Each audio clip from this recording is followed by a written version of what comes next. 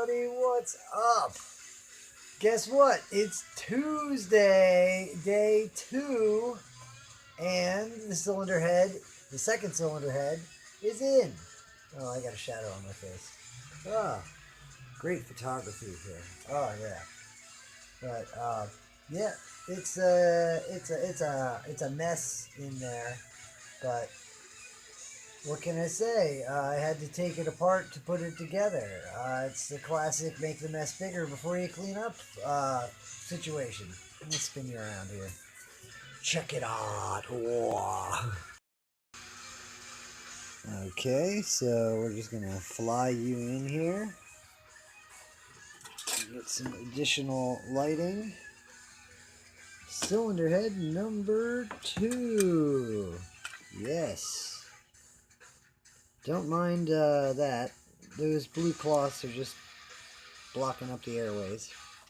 Yeah, I had to place this large block of wood underneath the intake manifold in order to make enough space for both myself and my lovely assistant to drop that bad boy in there.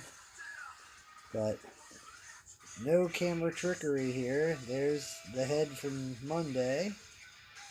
And over here is the head from today. So once we get the top of the engine back together, then it's autopilot. Timing belt, exhaust, spark plugs, oil change, you know, easy stuff. It's laughable at this point.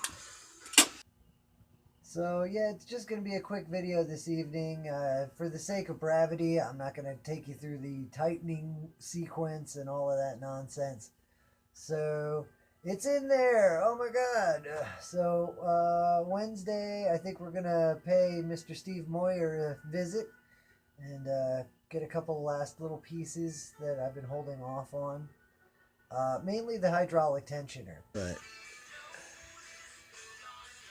that says Japan right there. And there are very unique castings on this Subaru tension.